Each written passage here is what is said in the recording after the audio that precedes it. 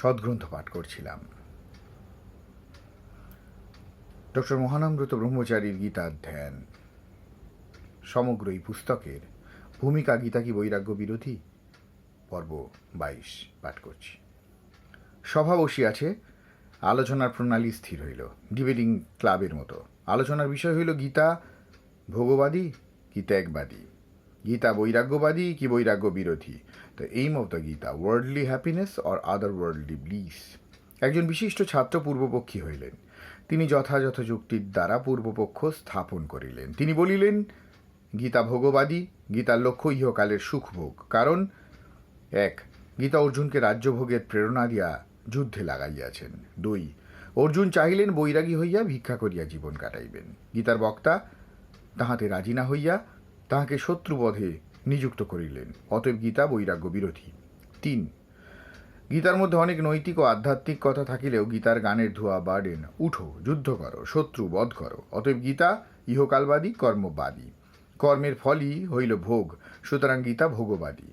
এই পূর্বপক্ষে জবাব দিতে আমাকে আহ্বান করা হইল। উত্তর শুনিবার জন্য সকলের আগ্রহের অবধি ছিল না।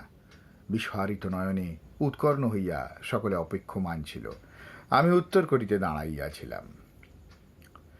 গীতা ত্যাগমুখী, ত্যাগই গীতার মুখ্য লক্ষ্য। গীতা বলিয়াছেন কর্ম করো, ফল কামনা ত্যাগ করো। গীতা বলিয়াছেন যাহা কিছু করো না কেন সবই ঈশ্বরে সমর্পণ করো, এই সকলই ত্যাগীর কথা।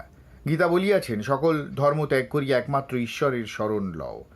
ইহাতে যদি তোমার কোনো পাপও হয় তবে তাহার দায়িত্ব ভগবানই লইবেন। তিনি শরণাগত ভক্তের সর্বপাপ মোচনের দায়িত্ব লইয়াছেন। এইসব পূর্ণ ত্যাগের কথা। বেদের কর্মকাণ্ড ত্রিগুণ বিষয়ক। অর্জুনকে গীতাকার নিস্ত্রৈগুণ্য হইতে বলিয়াছেন, আত্মবান হইতে বলিয়াছেন। ইন্দ্রিয়ারাম না হইয়া আত্মারাম হইতে বলিয়াছেন।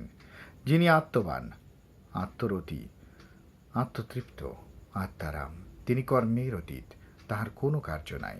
সুতরাং গীতা ত্যাগবাদী। সকল কামনা ত্যাগ করিয়া যিনি নিষ্প্রিয় হন তিনি শান্তি লাভ করেন। গীতার এই উক্তি ভোগ বিরোধী। যে জ্ঞানী সকল কর্ম বর্ষস্নাত হইয়া যায়, গীতা অর্জুনকে সেই জ্ঞানী হইতে বলিয়াছেন। জ্ঞানীর লক্ষণে আছে ইন্দ্রিয় গ্রাহ্য বস্তুর প্রতি বৈরাগ্য, পুত্র কন্যা গৃহাদিতে অনাসক্তি ও আত্মজ্ঞান পরায়ণতা।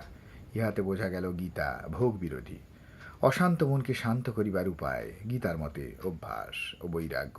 সুতরাং গীতা বৈরাগ্যবাদী। গীতা যে ত্যাগমার্গীয় গ্রন্থ একথা প্রমাণ করিতে শত শত উদ্ধৃতিও দেওয়া যায়।